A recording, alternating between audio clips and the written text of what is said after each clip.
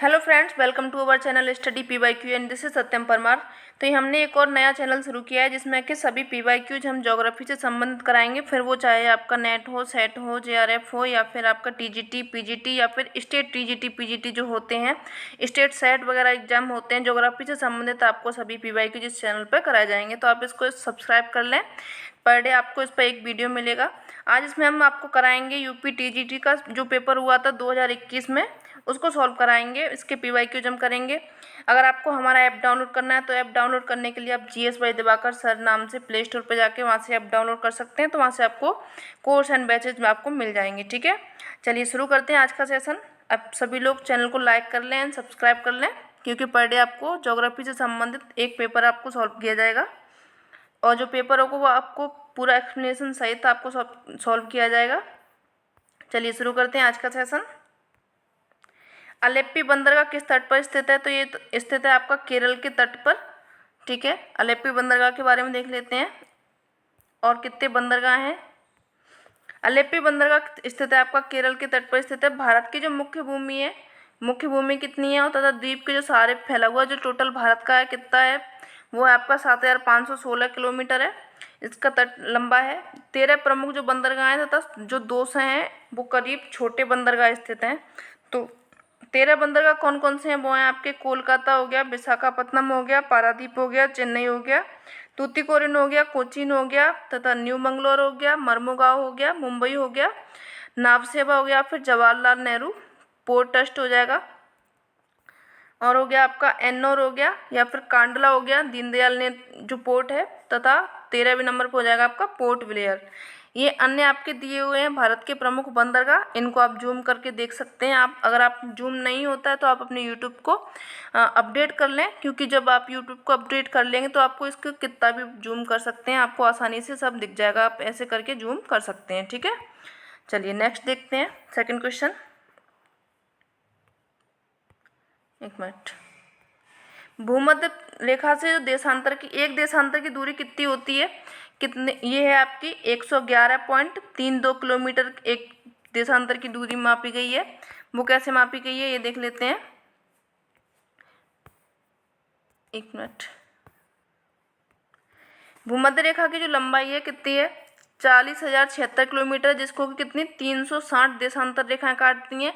जब हम डिवाइड करेंगे 4,076 को 360 से, तो आंसर आ जाएगा इसका कितना? 111.32 किलोमीटर आ जाएगा। तो यही इसमें पूछा गया था कि 1 डिग्री बराबर कितना है, तो वो है आपका 111.32 किलोमीटर है। ये इसकी दूरी रखी गई है, एक अक्षांश की दूरी रखी गई है ये। नेक्स्ट देखते हैं। निम्नलिखित में से कौन सा युग्म सही नहीं है? तो एक तरफ दिए गए आपके जो तापीय विद्युत हैं उनके नाम दिए गए हैं, तथा दूसरी तरफ आपके राज्य दिए गए हैं। तो जो राजस्थान है उसमें अंतर आता है, ये तापीय विद्युत संयंत्र है राजस्थान का। उड़ीसा में गौरीपुर, गुजरात में सिक्का तथा बिहार में बरौनी। तो आपका सही आंसर हो जाएगा आपका उड़ीसा, क्योंकि उड़ीसा में तलचर पाया जाता है। ये अन्य देख लेते हैं। आपका अंता पाया जाता है राजस्थान में, सिक्का पाया जाता है गुजरात में, बरौनी पाया जाता है कहाँ पे? बिहार में, गौरीपुर पाया जाता है आपका असम में, और तलचर पाया जाता है कहाँ पे? उड़ीसा में है। ठीक है, चलिए नेक्स्ट देखते हैं। हरित क्रांति से अभिप्राय है, इसका मतलब क्या है हरित क्रांति का? तो ये इसका मतलब है उच्च उत्पाद वैरायटी प्रोग्राम, यानी कि हाई यील्ड वैरायटी प्रोग्राम इसमें होता है। जो संकर बीज अपन देते हैं, खाद देते हैं, उसके बारे में हरित क्रांति आया था। ये कब आया था? 1966 से 67 में हरित क्रांति की शुरुआत हुई थी। जबकि इसका अभिप्राय क्या है? कृषि उत्पादन में तीव्र वृद्धि से है, यानी कि जो कृषि उत्पादन हम जल्दी करना चाहते हैं उसकी उपज के लिए हम उसमें संकर बीजों का या फिर रासायनिक खादों की जो नई तकनीकें उनका प्रयोग करते हैं। इसी के लिए हरित क्रांति आई थी। हरित क्रांति शब्द का जो सर्वप्रथम प्रयोग किया था वो किया था विलियम गॉड ने, और हरित क्रांति को जनक माना जाता है नॉर्मन बोरलॉग ने। ये क्वेश्चन आपका आमतौर पर पूछा जाता है एग्जाम्स में कि जो हरित क्रांति थी उनके जनक किनको माना जाता है, तो नॉर्मन बोरलॉग को माना जाता है। अगर पूछा जाए कि भारत में हरित क्रांति के जनक किसको कहा जाता है, तो वो कहा जाता है आपका डॉक्टर एम.एस. स्वामीनाथन को कहा जाता है। किसमें? भारत में हरित क्रांति के जनक कहा जाता है इनको। नेक्स्ट देखते हैं। ये आपका असरसन रीजन में सवाल आया था। न्यू इंग्लैंड औद्योगिक प्रदेश जो विश्व का एक प्रमुख प्रदेश है, क्यों है ये? तो इसका रीजन दिया गया है औद्योगिक कच्चा माल तथा परिवहन की सुविधा यहाँ अच्छी विकसित है। तो इसका ए ऑप्शन सही हो जाएगा, क्योंकि जो न्यू इंग्लैंड है इसीलिए औद्योगिक प्रदेश है क्योंकि वहाँ पे जो औद्योगिक कच्चा माल है और परिवहन है उसकी सुविधा अच्छी है। इसी के कारण जो न्यू इंग्लैंड है वो एक विश्व का अच्छा औद्योगिक प्रमुख औद्योगिक प्रदेश है। ठीक है, चलिए और भी देख लेते हैं इसके बारे में। न्यू इंग्लैंड औद्योगिक प्रदेश एक प्रमुख औद्योगिक प्रदेश है क्योंकि यहाँ पर क्या है, औद्योगिक कच्चा माल तथा परिवहन की अच्छी सुविधा विकसित होती है। न्यू इंग्लैंड जो प्रदेश है संयुक्त राज्य अमेरिका के उत्तर पूर्वी भाग में स्थित है। कहाँ पे ये उत्तर पूर्वी भाग में स्थित है। इस औद्योगिक प्रदेश में सबसे पहली सूती मिल जो हुई थी 1790 में स्थापित की गई थी। कब की गई थी? 1790 में। सन 1920 में यहाँ पर जो यूएसए का 52% सूती वस्त्र उद्योग केंद्रित था। कितना था? यूएसए का टोटल 52% था, जो घटकर मात्र कितना रह गया? 15% रह गया। न्यू इंग्लैंड प्रदेश गत्यात्मक है। गत्यात्मक उद्योग का कैसा एक सबसे अच्छा उदाहरण ये है क्योंकि यहाँ के सूती वस्त्र एवं रेशमी वस्त्र उद्योग का स्थान अब किसने ले लिया है? धातु मशीनरी तथा रासायनिक छपाई उद्योग ने ले लिया है। ठीक है, जो डोकलाम पठार के त्रिसंगम पर स्थित स्थल है वो कौन सा है? डोकलाम कौन कौन से त्रिसंगम है, कौन कौन से देश हैं? तो वो हो गए आपके भारत हो जाएगा, चीन हो जाएगा, भूटान हो जाएगा। इनके त्रिसंगम पर स्थित है, इसको बोला जाता है डोकलाम पठार। डोकलाम पठार के बारे में अन्य जानकारी देख लेते हैं। तो ये डोकलाम पठार है भारत, चीन तथा भूटान के त्रिसंगम पर स्थित है, जिसकी भारत के नाथुला दर्रा, कौन सा है ये? नाथुला दर्रा। ये आप हमें कमेंट में बताएं कि नाथुला दर्रा किस राज्य में है। मात्र कितनी है? 15 किलोमीटर है। चुंबी घाटी में स्थित जो डोकलाम सामरिक दृष्टि से भारत और चीन के लिए काफ़ी महत्वपूर्ण है। कौन सी घाटी में स्थित है ये? तो यह आपका चुंबी घाटी में स्थित है। ये साल 1988 और 1998 में भूटान और चीन के बीच समझौता हुआ था। किस किस के बीच में हुआ था? भूटान और चीन के बीच में, कि दोनों देश डोकलाम में शांति बनाए रखेंगे। क्या रखेंगे? शांति बनाए रखेंगे। किसके लिए बोला गया था ये? चीन और भूटान के लिए। जो फिलहाल डोकलाम है उसमें भारत और चीन के मध्य में क्या चल रहा है? एक विवाद का स्थल बना हुआ है। नेक्स्ट क्वेश्चन देखते हैं। प्लेसर निक्षेप पाए जाते हैं। प्लेसर निक्षेप कहाँ पाए जाते हैं? तो ये पाए जाते हैं आपके जलोढ़, पंख और घाटी के तल पर आपके प्लेसर निक्षेप पाए जाते हैं। प्लेसर निक्षेप जो है कहाँ पे ये दिया गया है आपका जलोढ़, पंख तथा घाटी के तल में पाए जाते हैं। ये नदियों के तली में खनिजों के अवसाद के रूप में निक्षेपण, जो नदियों की तली होती है जब बह के आती है नदी अपने साथ में, तो ये पानी नहीं लेके आती, पानी के साथ में कई सारे अवसाद अपने साथ में लेके जाती है, जिन्हें वो निक्षेप कर देती है एक जगह पर, उन्हें प्लेसर निक्षेप कहा जाता है। प्लेसर निक्षेप निम्न प्रकार के होते हैं, जैसे कि जलोढ़ प्लेसर हो जाएंगे, समुद्र तट प्लेसर हो जाएंगे, समुद्र के तट पर भी आती हैं, या फिर पैलियो प्लेसर्स हो जाएंगे, कई सारे प्रकार के होते हैं। ये निक्षेप क्या है? प्राचीन नदी चैनल जो सूखी घाटियों, समुद्र तट तथा तटों की रेत में आसपास के जल निकायों में पाए जाते हैं। ये निक्षेप मुख्य रूप से क्या होता है? सोना मिल सकता है इनमें, मैग्नेटाइट होता है, मोनाजाइट होता है, जिरकॉन होता है, रूटाइल होता है। इस तरह के अयस्क आपको वहाँ पे देखने को मिल जाएंगे उन निक्षेप में, क्योंकि नदियों में क्या है, कई सारे निक्षेप अच्छे अच्छे पाए जाते हैं, खनिज पाए जाते हैं। इन्हीं को बोला जाता है प्लेसर निक्षेप। ग्राबेन उत्पन्न होता है। ग्राबेन किससे उत्पन्न होता है? तो ये होता है आपका भ्रंशन के कारण, फॉल्ट के कारण आपका ग्राबेन उत्पन्न होता है। ग्राबेन होता क्या है? तो जैसे कोई भूमि है, ये आपकी भूमि है, लेकिन इसमें कभी ये हुआ ऐसा कि एक दोनों तरफ का ये पार्ट उठा रह गया और बीच का भाग क्या हुआ? ये धंस गया। तो ये जो धंसा हुआ भाग है इसी को बोला जाता है आपका ग्राबेन। ये बोला गया इसमें भ्रंशन की एक क्रिया द्वारा उत्पन्न लिफ्ट घाटी, यानी कि जो लिफ्ट घाटी होती है या फिर दरार घाटी, एक महत्वपूर्ण स्थला करती है। किसी स्थान पर जब दो सामान्य भ्रंश कई लंबाई में इस तरह पड़ते हैं कि उनके बीच के भाग क्या होता है? नीचे धंस जाता है। जो बीच का भाग होता है ना, वो नीचे धंस जाता है और बेसिन तथा घाटी का निर्माण हो जाता है। इसे बोला जाता है क्या? लिफ्ट घाटी या फिर ग्राबेन इसको बोला जाता है।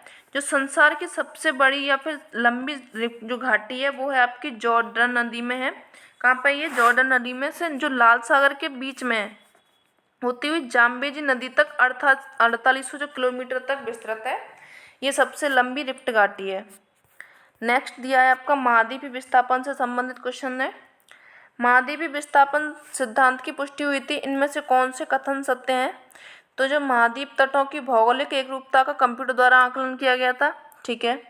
दक्षिणी महाद्वीपों के मध्य भूवैज्ञानिक समरूपता संबंधी नई खोज हुई थी, ये भी ठीक है। और इसमें पूछा गया है पुराचुंबकत्व संबंधी अध्ययन हुआ था, या फिर इसमें सागरीय तल का प्रसार के प्रमाण मिले थे। तो ये सभी आपके किससे संबंधित हैं? ये महाद्वीपीय विस्थापन से ही संबंधित है। ऑप्शन इसका डी सही हो जाएगा। 1 2 3 4 आपके 4 ऑप्शन सही हो जाएंगे। महाद्वीपीय विस्थापन के प्रमाण की पुष्टि के लिए 1964 में जो बुलर्ड महोदय ने कंप्यूटर प्रोग्राम की सहायता से अटलांटिक महासागर दोनों तटों को जोड़ने का एक मानचित्र तैयार किया। अटलांटिक महासागर आपने देखा होगा, उसके जो दोनों तट थे उनको जोड़ने का उन्होंने मानचित्र तैयार किया। तटों का यह साम्य बिल्कुल कैसा हुआ? सत्य सिद्ध हुआ। जो तट मिलाए तो वो मिल गए। दक्षिणी महाद्वीपों के मध्य भूवैज्ञानिक समरूपता पाई गई। इसमें संबंधी नई खोज हुई थी। इसमें पुराचुंबकत्व संबंधी अध्ययन जो किसने किया था? हैरी हेस ने किया था। कौन सा सिद्धांत था इनका? सागर नितल प्रसरण जो सिद्धांत था हैरी हेस का था, उससे प्रस्तुत हुआ। तथा टिलाइट प्लेसर निक्षेप जीवाश्मों का वितरण तथा आदि महाद्वीपीय जो प्रवाह सिद्धांत की पुष्टि करते हैं। अल्फ्रेड वेगनर ने 1912 में महाद्वीपीय विस्थापन सिद्धांत को प्रतिपादन किया। जो अल्फ्रेड वेगनर थे उन्होंने महाद्वीपीय विस्थापन का सिद्धांत कब दिया था? ये दिया था 1912 में। यह सिद्धांत महाद्वीपीय महासागरों के वितरण से संबंधित ही था। तो इन सभी से ये निश्चित होता है कि जो महाद्वीपीय विस्थापन प्रमाण की पुष्टि हुई है, इन सब में ये शामिल थे। नेक्स्ट देखते हैं, प्रकृति का स्थान एक सलाहकार से अधिक नहीं है, इस कथन को किसने कहा था? तो ये कथन आपका कहा था बाइडल डीला ब्लॉस ने कहा था। इन्होंने बोला था कि प्रकृति का स्थान एक सलाहकार से अधिक नहीं है। यह कथन फ्रांस के जो बाइडल डीला ब्लॉस थे, कहाँ के थे? ये फ्रांस के थे। ये संभववाद के संस्थापक इनको बोला जाता है। ये भी क्वेश्चन पूछा जाता है आपका कि संभववाद के संस्थापक कौन है? तो वो है आपके बाइडल डीला ब्लॉस। ब्लॉस ने मानव विकल्प यानी कि चॉइस तथा क्रिया यानी कि एक्टिविटी को क्या महत्वपूर्ण स्थान दिया था? इन्होंने 2 महत्वपूर्ण स्थान किसको दिए थे मानव के लिए? चॉइस दिया था और एक्टिविटी दी थी। उनके अनुसार मानव का विकल्प मानव समूह के मानसिक एवं सामाजिक प्रारूप तथा प्रौद्योगिकी स्तर पर निर्भर करता है। किसके ऊपर?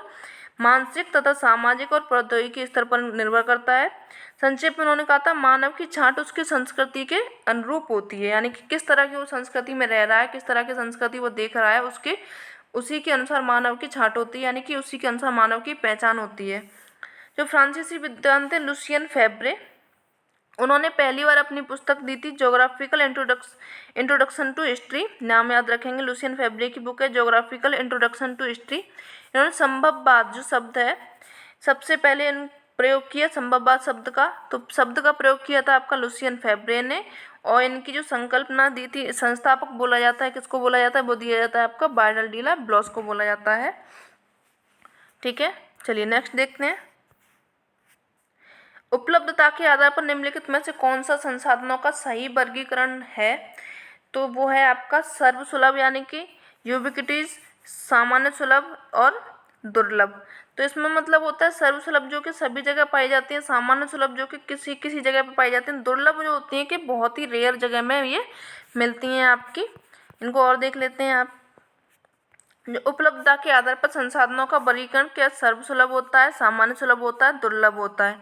जिम्मरमैन थे, जिम्मरमैन ने आपका उपलब्ध तथा वितरण के आधार पर मानते हुए संसाधनों को कितने 4 भागों में विभाजित किया था। 4 भाग कौन कौन से थे? वो थे आपके सर्वसुलभ, जैसे कि ऑक्सीजन सभी जगह पाई जाएगी, नाइट्रोजन आपकी सभी जगह देखने को तो नहीं मिलेगी, लेकिन हाँ आपको महसूस करने को मिल जाएगी। सामान्य सुलभ जैसे कि कृषि योग्य भूमि की किसी इस पर जगह होती है जहाँ पर कृषि योग्य भूमि होती है, हमें पानी की व्यवस्था अच्छी होती है, सिंचाई व्यवस्था अच्छी होती है, या कि वहाँ की भूमि उपजाऊ होती है। कोई जगह ऐसी होती है कि जहाँ पे बंजर भूमि है, वहाँ पे आपकी फसल नहीं हो सकती है, तो वो होगी आपकी सामान्य सुलभ। विरल संसाधन जैसे कि होता है मिट्टी, जैसे सोना हो गया, चांदी हो गया, टिन हो गया, ये कैसी होती हैं? ये किसी स्पेसिफिक जगह पर ही मिलती हैं। जैसे कि आपको कर्नाटक में जाओगे तो वहाँ पे आपको सोना वगैरह खूब अच्छा मिल जाएगा, लेकिन अगर आप यहाँ पे यूपी में आओगे तो यहाँ पे आपको सोना वगैरह नहीं मिलेगा। तो हो जाएगी एक विरल संसाधन या फिर दुर्लभ संसाधन हो जाएगा। ये इसमें बोला गया। जिम्मरमैन ने और लिखा था, जिम्मरमैन और मिचेल ने ये भी लिखा था जो मनुष्य का ज्ञान है वही संसाधन है। जिम्मरमैन ने एक और आपका दिया था थॉट कि संसाधन उतना ही गत्यात्मक है जितना कि मानव की सभ्यता, ये उतना ही चलता है जितना मानव की सभ्यता चलती है। निम्नलिखित कथनों का परीक्षण कीजिए तथा नीचे दिए गए कोड का प्रयोग करके सही उत्तर का चयन कीजिए। इसमें क्वेश्चन दिए गए हैं आपके, उनमें सही देखना है कौन सा सही है कौन सा गलत है। जैसे ही सूर्योदय होता है तब धरातल पर ऊष्मा प्राप्त करता है तथा कोहरा ऊपर उठता है। तो ये आपने देखा होगा सर्दियों के मौसम में आप आसानी से देख सकते हैं कि अगर सूर्य नहीं निकलता है तो जिस दिन कोहरा होता है और सूर्य ना निकले तो वो कोहरा पूरा दिन छाया ही रहता है। लेकिन अगर थोड़ा सा भी सूर्य की हमें झलक देखने को मिल जाती है तो कोहरा कई हद तक कम हो जाता है। और अगर सूर्य पूरा निकल आता है तो कोहरा पूरा ऊपर की ओर चला जाता है, यानी कि वो हट जाता है। तो फर्स्ट ऑप्शन आपका सही हो जाएगा। सेकंड में दिया गया आपका कि विकिरण शीतलन के कारण आरंभिक ऊषा काल का कोहरा उत्पन्न होता है। तो ये भी आपका सही है, विकिरण के कारण ही आपका जो शीतलन होता है उसमें ही उषा काल कोहरा उत्पन्न होता है। तो एक और दो दोनों ही ऑप्शन आपके सही हो जाएंगे, सी ऑप्शन इसमें आपका सही हो जाएगा। एक्सप्लेनेशन इसकी देख लेते हैं। विकिरण शीतलन के कारण आरंभिक ऊषा काल में जो कोहरा उत्पन्न होता है, जैसे ही सूर्योदय होता है धरातल ऊष्मा प्राप्त करता है, कोहरा ऊपर उठता है। कथन एक और दो दोनों सही हैं। लघु जल जो शिखरा होती है परिपूर्ण कोहरा का एक प्रकार का बादल होता है जो कि सामान्य बादलों के कैसा होता है, विपरीत होता है, उसके समीप पाया जाता है। तो धरातल की अदृश्यता के लिए कैसा होता है, ये जिम्मेदार होता है। यदि बादलों का निर्माण गर्म हवा के ऊपर उठकर फैलने तथा ठंडी हवा के होने के कारण होता है तो कोहरे का सृजन होता है। इसमें बोला गया कि अगर जो बादल है उसका निर्माण क्या हुआ है, गर्म हवा ऊपर उठी है तथा जो ठंडी हवा है वो नीचे आई है, उसके कारण अगर बादल बनाया तो कि कोहरा हो जाता है। जब ठंडी और गर्म हवा आपस में मिलती है तो वहाँ पे फॉग बनता है, कोहरा बनता है। इसमें क्या है, गर्म और ठंडी वायु राशियों के मिश्रण के कारण होता है। यही बोला गया है कि इसमें ठंडी और जब गर्म वायु राशि मिलती है तो वहाँ पे कोहरा बन जाता है। जब 2 किलोमीटर की जो स्थित वस्तुएं होती हैं दृष्टिगत होती हैं तो कोहरा को क्या बोला जाता है, कुहासा बोला जाता है। यानी कि 2 किलोमीटर की जो वस्तु होगी वो नहीं दिखाई दे रही है तो उसको बोला जाएगा कुहासा। क्रॉल बस्ती किससे संबंधित है, तो क्रॉल बस्ती संबंधित है आपकी मसाई जनजाति, यानी कि जो मसाई जनजाति जिस जगह पर रहते हैं, जिस बस्ती में रहते हैं उसको बोला जाता है क्रॉल बस्ती। और देख लेते हैं इसमें कौन कौन सी बस्तियों के बारे में दिया गया है। मसाई पूर्वी अफ्रीका के कहाँ पे, कीनिया, उत्तरी तंजानिया तथा पूर्वी युगांडा में निवास करने वाली कैसी जनजाति है, एक पशुचारक जनजाति है। कौन सी है, पशुचारक है। इनमें क्या है, मेडिटेरियन तथा नीग्रोइड प्रजाति के शारीरिक लक्षण इसमें पाए जाते हैं। मसाई जनजाति की बस्ती को क्या बोला जाता है, क्रॉल बोला जाता है। अन्य दिया गया मानव के आवास जहाँ पे वो लोग रहते हैं, यूर्त में रहते हैं कौन, किर्गिज तथा किर्गिज रहते हैं। इग्लू बोला जाता है, इग्लू ये बर्फ का घर बना के रहते हैं। इग्लू इनमें कौन रहता है, एस्किमो। मोगुलस बोला जाता है, ये किस में रहते हैं, पिग्मी रहते हैं मोगुलस में। और तिपी में रहते हैं रेड इंडियंस, यानी कि जो कहाँ पे पाए जाते हैं आपके यूएसए में।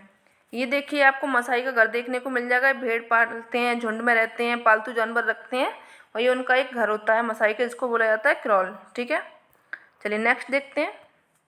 विश्व में धान उत्पादन देशों में सही अवरोही क्रम कौन सा है, तो इसका सही अवरोही क्रम हो जाएगा, सबसे ज़्यादा धान का उत्पादन होता है चीन में, चीन के बाद में होता है भारत में, भारत के बाद में आपको इंडोनेशिया में, इंडोनेशिया के बाद में यूएसए में सबसे ज़्यादा होता है। यानी कि फर्स्ट नंबर पर आपका बना हुआ है कौन, चीन, सेकंड पे आपका भारत हो जाएगा। विश्व में धान उत्पादन देशों का सही अवरोही क्रम चीन, भारत, इंडोनेशिया तथा संयुक्त राज्य अमेरिका है। इनके आंकड़ों ने दिया था, आंकड़ों के अनुसार चीन हो जाएगा, भारत हो जाएगा, इंडोनेशिया हो जाएगा, बांग्लादेश हो जाएगा तथा वियतनाम हो जाएगा। ये आपके 5 हो गए मेन, इनको याद रखेंगे। अवरोही क्रम में दिया गया है। चावल कैसी है, एक उष्णकटिबंधीय फसल है। कैसी है ये, उष्णकटिबंधीय फसल है, जबकि इसकी जो कृषि होती है मुख्यतः मानसूनी जलवायु क्षेत्रों में की जाती है। कहाँ पे की जाती है, मानसूनी जलवायु क्षेत्रों में की जाती है। चावल की कृषि के लिए जो औसत तापमान है वो कितना चाहिए, 24 डिग्री सेंटीग्रेड से 27 डिग्री सेंटीग्रेड के मध्य का ये इसमें तापमान चाहिए। वार्षिक वर्षा इसके लिए कितनी चाहिए, 125 सेंटीमीटर से 150 सेंटीमीटर तक की इसमें वार्षिक वर्षा चाहिए, जो कि कैसी होनी चाहिए, नियमित रूप से होनी चाहिए। तथा उपजाऊ मिट्टी कैसी होनी चाहिए, इसकी दोमट मिट्टी या फिर जलोढ़ मिट्टी होनी चाहिए। सस्ता श्रम आवश्यक है इसमें, क्योंकि इसमें काफ़ी लोग चाहिए होते हैं, इसलिए इसमें सस्ता श्रम चाहिए।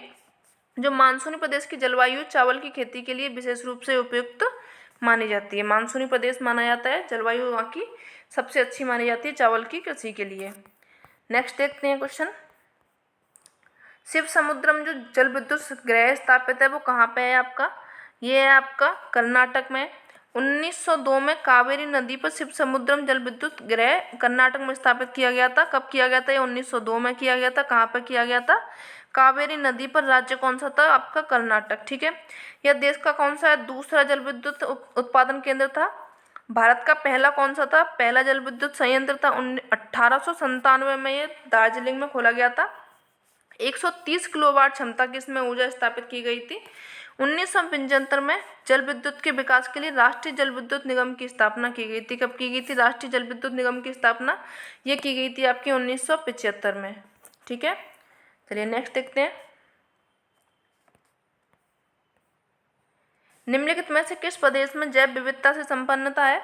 तो वो कौन सा प्रदेश है जहाँ पर जैव विविधता सबसे ज़्यादा मिलती है? तो वो मिलती है आपकी उत्तर प्रदेश में, ट्रॉपिकल रीजन में सबसे ज़्यादा आपको जैव विविधता देखने को मिलती है। इसमें देख लेते हैं एक्सप्लेनेशन। विश्व में जो सर्वाधिक जैव विविधता उस प्रदेशों में पाई जाती है। जैव विविधता पृथ्वी पर कैसे समान रूप से वितरित नहीं होती है। जैव विविधता भूमध्य रेखा की तरफ बढ़ती है। किसकी तरफ बढ़ती है? भूमध्य रेखा की तरफ ज़्यादा होती है। सर्वाधिक जैव विविधता उष्णकटिबंधीय क्षेत्रों में पाए जाने का मुख्य कारण क्या है? गर्म जलवायु, वहाँ की अधिक वर्षा होती है, पादप तथा प्राणियों के लिए विकास के वृद्धि के लिए अनुकूल दशाएं होती हैं। वहाँ पे क्या है? पर डे वर्षा होती है, खूब सारे वृक्ष होते हैं खाने के लिए, उनके पादप और प्राणियों के लिए अनुकूल दशाएं वहाँ पे देखने को मिल जाती हैं। सर्वाधिक जैव विविधता आपके उष्णकटिबंधीय जो वर्षा वन होते हैं वहाँ पे देखने को सबसे ज़्यादा मिलती है। यूर्त किस प्रजाति का घर है? तो अभी हमने आपको बताया था यूर्त आपका किसका घर है? ये आपका हो है खिरगीज का। डी ऑप्शन इसमें सही हो जाएगा। खिरगीज जनजाति मध्य एशिया के ऊंचे पठारी क्षेत्रों में निवास करते हैं। कहाँ पे करते हैं? ये मध्य एशिया में है। इसके प्रांत का नाम है किर्गिजिया। सहस्त्र जो वर्षों तक खिरगीज लोग चलवासी पशुचारण का जीवन व्यतीत करते थे। कैसा थे ये? चलवासी पशुचारण करते थे। ये लोग स्टेपी क्षेत्र में निवास करने वाले खानाबदोशी पशुपालक हैं। कैसे हैं? स्टेपी प्रदेश में रहते हैं। ये जो स्टेपी क्षेत्र होते हैं वहाँ पर रहते हैं, खानाबदोश हैं ये। और खिरगीज के आवास यानी घर को बोला जाता है यूर्त। ठीक है। बिटलेसी ने बृहत स्तर पर विश्व को कितने कृषि क्षेत्रों में विभाजित किया था? बिटलेसी ने किया था आपके टोटल 13 रीजन दिए थे।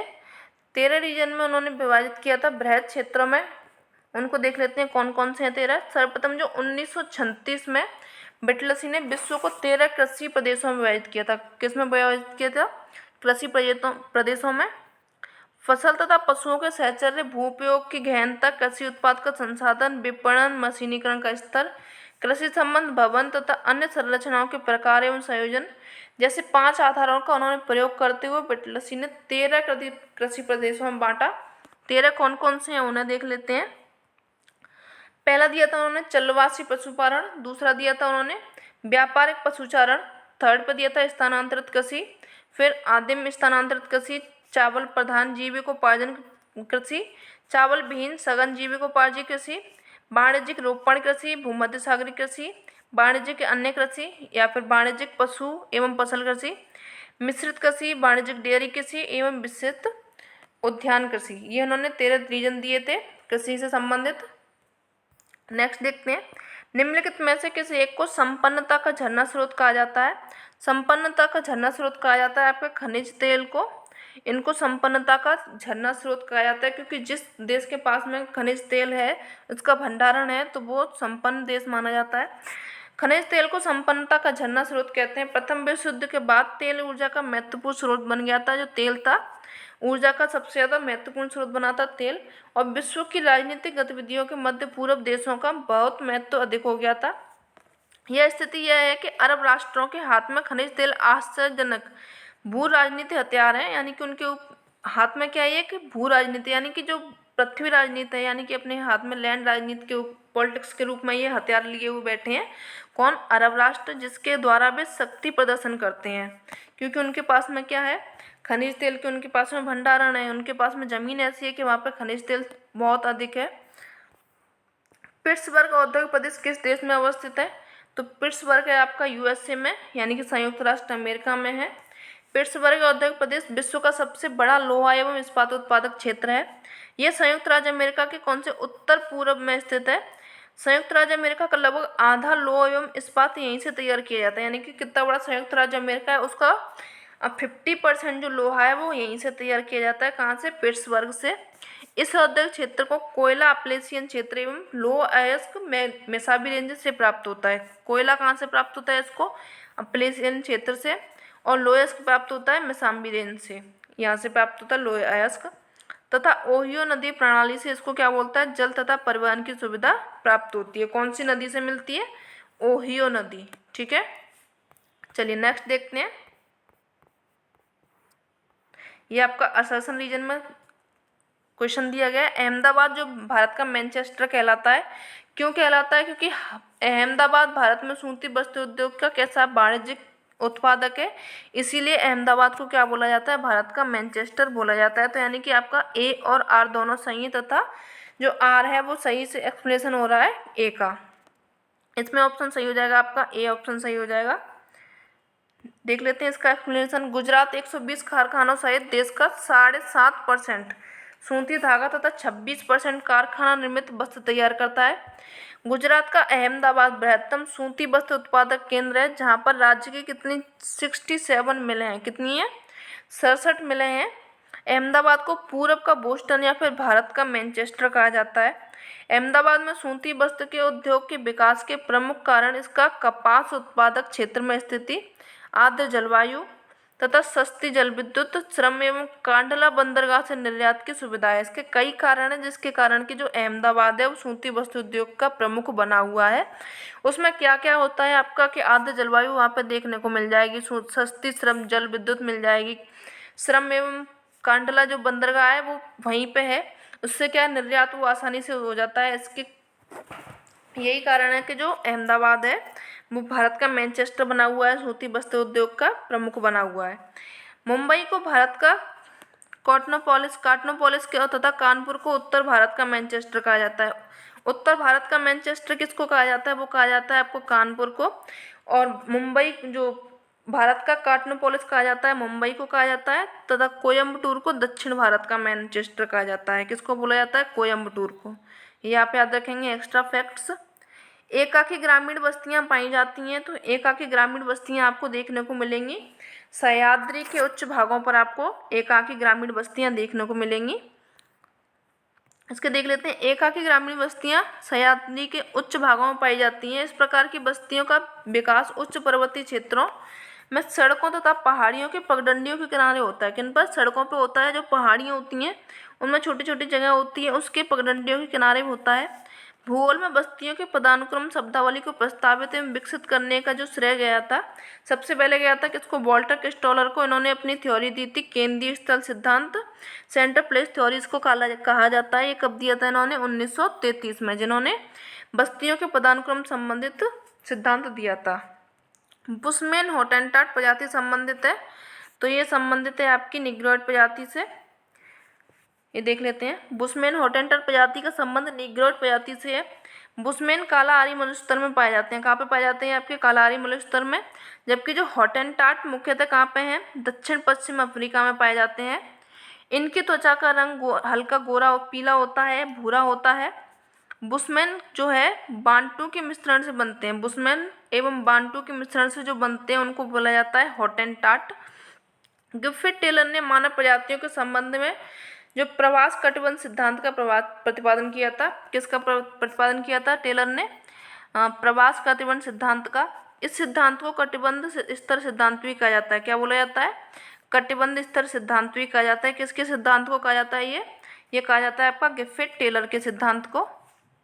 नेक्स्ट क्वेश्चन देख लेते हैं आपका। मृत सागर द्वारा निर्मित एक झील है, तो वो कौन सी झील है जो मृत सागर द्वारा निर्मित हुई है, तो वो है आपकी भ्रंश घाटी। मृत सागर भ्रंश घाटी द्वारा निर्मित झील है। यह रिफ्ट घाटी की कैसी महत्वपूर्ण उदाहरण है, जिसकी तली सागर तल से कितनी है, 866.33 मीटर नीचे है। जबकि इस स्थान पर जब दो सामान्य भ्रंश कई किलोमीटर लंबाई तक इस तरह पड़ते हैं कि उनके बीच का भाग क्या होता है, धंस जाए, तो इस प्रकार की स्थलाकृति को बोलते हैं क्या, रिफ्ट घाटी। मृत सागर जॉर्डन तथा इजराइल के मध्य स्थित है। ये क्या स्थित है, मृत घाटी आपकी जो मृत सागर है किसके बीच में स्थित है, जॉर्डन और इजराइल के बीच में स्थित है। रिफ्ट घाटी बनती कैसे है, जब कोई एक भाग नीचे धंस जाए तथा दूसरे भाग जो दो भाग हैं वो ऊपर उठे रहें, या तो ये दोनों भाग ऊपर उठ जाएं या फिर ये भाग नीचे धंस जाए, तो इसके कारण जो बनती है उसी को बोला जाता है आपका रिफ्ट घाटी। जो रिफ्ट घाटी में बहती है वो कौन सी है, मृत सागर आपका रिफ्ट घाटी में बहता है। किस किस के मध्य है, आपका जॉर्डन तथा इजराइल के मध्य में है। ठीक है, चलिए नेक्स्ट देखते हैं। संभववाद का जनक किसे कहा जाता है? संभववाद का जनक कहा जाता है आपका, एक मिनट, लुसियन फैब्रे को आपका संभववाद का जनक कहा जाता है। संभववाद शब्द का सर्वप्रथम प्रयोग लुसियन फैब्रे ने किया था, जबकि संभववाद विचारधारा के प्रवर्तक और समर्थक कौन थे? बाइडल डी ला ब्लॉस थे, लुसियन फैब्रे थे, जीन ब्रून्स थे, ईसाई बोमैन थे तथा कार्ल सावर थे। ये सभी किससे संबंधित थे? संभववाद से संबंधित थे। इनको आप अपने एक नोट्स में लिख लीजिएगा, क्योंकि डायरेक्ट क्वेश्चन इनसे आता है कि कौन संभववाद से संबंधित है या कौन संबंधित नहीं है। इस टाइप से आपका क्वेश्चन आता है, तो आप इनको लिखते जाएं। संभववादी विचारधारा का जन्म एवं विकास फ्रांस में हुआ था, इसलिए इसे फ्रांसीसी विचारधारा भी कहते हैं। कहाँ पे हुआ था इसका जन्म? हुआ था फ्रांस में। इसी के कारण इसको क्या बोला जाता है? फ्रांसीसी विचारधारा कहा जाता है। संभववाद की विचारधारा का सिद्धांत यह है कि वातावरण के द्वारा कुछ संभावनाएं प्रस्तुत की जाती हैं और मानव अपने ज्ञान द्वारा उनका उपयोग चाहे तो कर सकता है और चाहे नहीं कर सकता। ये इसमें संभववाद में बोला गया था। संभववाद मानव को क्या मानता है? सर्वश्रेष्ठ मानता है और प्रकृति पर्यावरण को नहीं मानती है। इसमें मानव को श्रेष्ठ माना गया तथा प्रकृति पर्यावरण को इसमें श्रेष्ठ नहीं माना गया। इसमें संभववाद याद रखिएगा क्या आता है इसमें। चलिए नेक्स्ट देखते हैं। भारत के विपुल दुग्ध उत्पादन राज्य है, विपुल यानी कि जो अधिक, लार्जेस्ट है, वो कौन सा है आपका? उत्तर प्रदेश। भारत का दुग्ध उत्पादन विश्व का प्रथम स्थान जो है वो भारत में जो है दूध का स्थान पहले नंबर पर है भारत आपका। और भारत में जो राज्य है वो है आपका पहले नंबर पर उत्तर प्रदेश। देश का 5 शीर्ष राज्य कौन कौन से हैं उन्हें देख लेते हैं। उत्तर प्रदेश हो जाएगा, उत्तर प्रदेश के बाद में आपका राजस्थान, राजस्थान के बाद में मध्य प्रदेश, फिर आंध्र प्रदेश, उसके बाद में हो जाएगा गुजरात। ये आपके अन्य राज्य हो जाएंगे, 5 राज्य शीर्ष हो जाएंगे। नेक्स्ट देखते हैं, आर्थिक क्रियाकलापों के विकास में सही क्रम कौन सा है? तो वो हो जाएगा आपका कृषि नगरीकरण, भोजन संग्रह। ये ऐसा नहीं होगा आपका भोजन संग्रह, फिर उसके बाद में इंसान औद्योगिक करेगा, फिर उसके बाद में कृषि करेगा, ये भी नहीं होगा। कृषि करेगा, फिर उसके बाद में भोजन संग्रह करेगा, उसके बाद नगरीकरण करेगा, ये भी नहीं होगा। ये हो जाएगा आपका भोजन संग्रह करेगा, पहले इंसान पहले अपनी पेट का साधन देखेगा, फिर उसके बाद में कृषि को भी देखेगा, उसके बाद में वो आपका औद्योगिकरण करने लग जाएगा। ये इसका सही है आर्थिक क्रियाकलापों का। आर्थिक क्रियाकलापों के आधार पर मानव विकास का क्रम भोजन संग्रह से कृषि तथा कृषि से पूर्ण विकास से औद्योगिक विकास तक हुआ है। वास्तव में प्रगतिशील मानव समाज ग्रामीण खेतीहर तथा अशिक्षित अवस्था से उचित करके नगरीय औद्योगिक एवं शिक्षित अवस्था की ओर अग्रसर ये हुआ है। एक बुक पूछी गई थी, अवर वॉन्डरिंग कॉन्टिनेंट्स नामक जो पुस्तक लिखी थी वो किसने लिखी थी? तो वो लिखी थी आपकी एडू टॉयट ने। इसको आप अपने नोट जो भी नोट्स हैं आप एक क्लिप बना रहे हैं उसमें आप इसको नोट करते जाएं, जिसमें बुक जो भी है वो सब लिखते जाएं। आप पर डे इनको रिवाइज करें, क्योंकि बुक से क्वेश्चन भी आते हैं। और बुक भी ऐसी नहीं है कि जो 2-4 आपको याद कर ली उनसे ही आ जाएगा, ऐसा नहीं है। बुक आपको अच्छी खासी याद करनी पड़ेंगी, तो नोट्स बनाते जाएं। अवर वॉन्डरिंग कॉन्टिनेंट जो हमारे भ्रमणशील महाद्वीप हैं, इस बुक को किसने लिखा था? अलेक्जेंडर टू टॉयट ने लिखा था। बी ऑप्शन इसका सही हो जाएगा। गारो राजमहल बिदर का निर्माण हुआ था, ये किसके कारण हुआ था? तो ये इसका निर्माण हुआ था डाउन फॉल्टिंग, अधःभ्रंशन के कारण इसका निर्माण हुआ था। गारो राजमहल बिदर का निर्माण अधभ्रंशन के द्वारा हुआ था। उत्तर पूर्वी पठार वास्तव में कैसा? प्रायद्वीप पठार का ही विस्तारित भाग है। जो उत्तर पूर्वी पठार है वो किसका भाग है? प्रायद्वीपीय पठार का भाग है। यह माना जाता है कि हिमालय उत्पत्ति के समय इंडियन प्लेट में उत्तर दिशा में खिसकने के कारण जो राजमहल पहाड़ियाँ और मेघालय पठार के बीच भ्रंशन होने के कारण यह क्या हो गया था? अलग हो गया था। बाद में नदियों के जलोढ़ द्वारा पाट दिया गया। आज मेघालय और कार्बी आंगलोंग पठार इसी कारण मुख्य प्रायद्वीप पठार से अलग हैं। इसमें निवास करने वाली जनजातियों के नाम कौन कौन से हैं उन्हें देख लेते हैं। 3 भागों में उन्हें बांटा गया है, गारो पहाड़ियाँ, खासी पहाड़ियाँ, जयंतियाँ। गारो खासी जयंतियाँ ये आपके मेघालय में पाई जाती हैं। ये भी पूछा जाता है गारो खासी जयंतियाँ कहाँ पे पाई जाती हैं, किसका भाग है ये? तो ये भाग है आपका प्रायद्वीप पठार का, पाई जाती हैं आपकी मेघालय में, पूर्वी भाग है ये। निम्नलिखित में से किस प्रकार के अधिवास का विकास सड़क, नदी, नहर दोनों के किनारों पर होता है? तो कौन सी जो बस्तियाँ, मतलब किसका विकास होता है? तो वो होता है आपका लीनियर, उनको बोला जाता है, रेखिक होता है उनका विकास।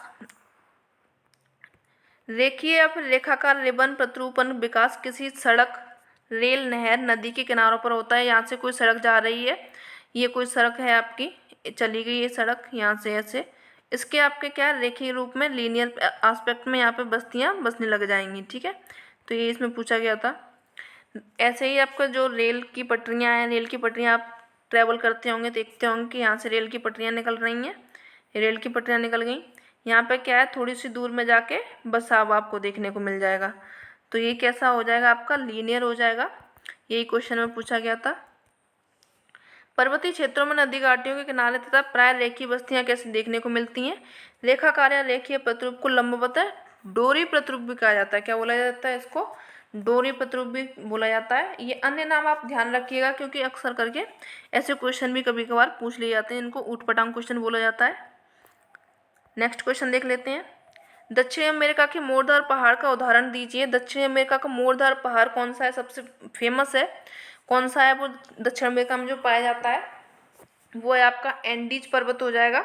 बी ऑप्शन इसमें सही हो जाएगा। दक्षिणी अमेरिका का जो एंडीज पर्वतमाला नवीन मोरधार पर्वत है, कैसा है ये, नवीन है। यह विश्व की सबसे लंबी 7200 किलोमीटर की जो लंबी पर्वतमाला है, इसकी अधिकतम चौड़ाई कितनी है, 15 डिग्री दक्षिणी अक्षांश एवं मकर रेखा के बीच है। एकांकोगुआ एंडीज पर्वत की सबसे ऊंची चोटी है। सबसे ऊंची चोटी कौन सी है, एकांकोगुआ। लंबाई इसकी कितनी है, 6960 मीटर इसकी लंबाई है। इसके दक्षिणी भाग में स्थित है, जो एंडीज पर्वत है इसके दक्षिणी भाग में स्थित है कौन, एकांकोगुआ। उत्तरी भाग में चिम्बाराजो है और कोटोपैक्सी आपको देखने को मिल जाएगी। इसकी लंबाई कितनी है, 5900 मीटर। ये प्रमुख चोटियां हैं किसकी, एंडीज की। निम्नलिखित, नेक्स्ट क्वेश्चन देखते हैं। निम्नलिखित देशों में से कौन सा रबर का एक प्रमुख उत्पादक नहीं है। तो रबर आपके थाईलैंड में देखने को मिल जाएगी, मलेशिया में होता है इसका पौधा, इंडोनेशिया में होता है, लेकिन ब्राज़ील में नहीं होता है। क्या कारण है इसका देख लेते हैं। रबर कैसा पौधा है, एक उष्णकटिबंधीय पौधा है। इसका स्थान, जो जन्म स्थान है, वो कहाँ पे माना जाता है, अमेजन नदी घाटी को माना जाता है। इसके लिए जो टेम्परेचर चाहिए वो हमें 21 डिग्री सेंटीग्रेड तथा 27 डिग्री सेंटीग्रेड के मध्य का इसमें तापमान चाहिए। वर्षा इसके लिए हमें 200 सेंटीमीटर से अधिक होनी चाहिए। 20वीं शताब्दी के आरंभ में विश्व की 99% जो प्राकृतिक रबर है वो कहाँ से मिलती थी, अमेजन बेसिन तथा जायरे बेसिन से उत्पादित होती थी। परंतु वर्तमान में विश्व की 99% रबर का उत्पादन दक्षिण पूर्व एशिया से प्राप्त होता है। कहाँ से प्राप्त होता है आपका, दक्षिण पूर्व एशिया से। विश्व के प्रमुख रबर उत्पादक राज्य देश कौन कौन से हैं, वो हैं आपके थाईलैंड हो जाएगा, इंडोनेशिया हो जाएगा, वियतनाम हो जाएगा तथा भारत हो जाएगा। ये आपके कैसे हैं, प्रमुख रबर उत्पादक राज्य हैं, जबकि ब्राज़ील आपका रबर उत्पादक राज्य नहीं है। ठीक है, नेक्स्ट देखते हैं प्रवाल वृत्तियों से संबंधित सिद्धांत कौन कौन से हैं तथा कौन कौन सा नहीं है। तो इसमें पूछा गया कौन सा सिद्धांत नहीं है। डार्विन का जो अवतलन सिद्धांत था, ये आपका प्रवाल वृत्ति से ही संबंधित था। डेविस का जो सिद्धांत था वो आपका स्तर रूप से संबंधित था, ये आपका प्रवाल वृत्ति से संबंधित नहीं था। तो बी ऑप्शन आपका सही हो जाएगा। मर्रे का स्थान जो दिया था, मर्रे का स्टिल स्थल थ्योरी, ये दिया था आपका मर्रे ने, किसके लिए था, प्रवाल के लिए था। डेली का हिमानी नियंत्रण सिद्धांत, ये भी आपका प्रवाल से संबंधित था। तो ऑप्शन इसमें सही हो जाएगा आपका बी। चलिए और देख लेते हैं, ये आपके दिए हैं सिद्धांत। अवतलन सिद्धांत दिया था डार्विन ने, स्तर स्तर सिद्धांत दिया था आपका मर्रे ने, हिमानी नियंत्रण सिद्धांत दिया था डेली ने। जो सर्वप्रथम डेविस महोदय ने 1899 में भौगोलिक चक्र, अपवर्तन चक्र की संकल्पना का प्रतिपादन किया था तथा बताया कि भौगोलिक चक्र समय की वह अवधि है जिसके अंतर्गत उत्थित भूखंड अपवर्तन प्रक्रम के द्वारा प्रभावित होता है तथा आकृति विहीन समतल मैदान में बदल जाता है। ये दिया था इन्होंने, आकृति स्थलखंड से संबंधित दिया था डेविस ने। नेक्स्ट क्वेश्चन देख लेते हैं। तापीय संकुचन सिद्धांत किसने दिया था, ये दिया था आपका तापीय संकुचन दिया था जेफरीज ने। जेफरीज महोदय ने पर्वतों के निर्माण के लिए, किसके लिए दिया था, ये पर्वतों के निर्माण के लिए तापीय संकुचन सिद्धांत का प्रतिपादन किया, जो पृथ्वी के संकुचन के इतिहास पर आधारित है। और कौन कौन से सिद्धांत है उन्हें देख लेते हैं पर्वत निर्माण के सिद्धांत से संबंधित। तो भूसन्नति सिद्धांत दिया था आपका कोबर ने, तापीय संकुचन सिद्धांत दिया था जेफरीज ने, महाद्वीपीय फिसलन सिद्धांत दिया था डेली ने, संबंध तरंग सिद्धांत दिया था होम्स ने, और रेडियो एक्टिव सिद्धांत दिया था आपका जॉली ने। ये किससे संबंधित है, सभी सिद्धांत संबंधित है आपके पर्वत निर्माण से। तो ऐसा ही नहीं है कि आपको सिर्फ जो सिद्धांत दिया जाए और उनके भूगोलवेत्ता पूछे जाए, ऐसा ही नहीं है, आपको ये भी पूछा जा सकता है कि ये सिद्धांत किससे संबंधित है, जैसे कि अभी आपका प्रवाल से संबंधित सिद्धांत पूछे गए थे। ठीक है, इसमें आपको चारों सिद्धांत पता होंगे, तभी आप उनमें से एक का टिक सही से कर पाएंगे, अन्यथा क्वेश्चन गलत हो जाएगा आपका। अंतर्राष्ट्रीय तिथि रेखा के निर्धारण किस वर्ष में किया गया था? तो इसका निर्धारण किया गया था 1884 में। बी ऑप्शन इसका सही हो जाएगा। सन 1884 में संयुक्त राज्य अमेरिका के वाशिंगटन डीसी में एक अंतर्राष्ट्रीय कांग्रेस का आयोजन किया गया, जिसमें 15 देशांतर यानी कि 1 घंटे का समय निर्धारित किया गया। 15 जो देशांतर है उसके बराबर रखा गया था 1 घंटे को। इसी समय अंतर्राष्ट्रीय तिथि रेखा का निर्धारण किया गया, जो कि 180 देशांतर के सहारे की जाती है। हेक्टोपास्कल जो मापने की इकाई है वो किसकी है? तो वायुदाब को आपका हेक्टोपास्कल में मापा जाता है। बी ऑप्शन इसमें सही हो जाएगा आपका। और किस किस को किस में मापा जाता है? वायुदाब को हेक्टोपास्कल में, ऊर्जा को जूल में मापा जाता है। ओजोन परत की जो मोटाई होती है उसको किस में मापा जाता है? उसको मापा जाता है आपका डॉप्सन में। और सौर विकिरण को मापा जाता है आपका वाट प्रति मीटर में मापा जाता है। आपका किसको मापा जाता है? सौर ऊर्जा को। नेक्स्ट क्वेश्चन देख लेते हैं। मानसून की उत्पत्ति हुई थी। मानसून की उत्पत्ति आपकी अरबी भाषा से देखने को मिलती है। किससे मिलती है? अरबी भाषा से हुई थी।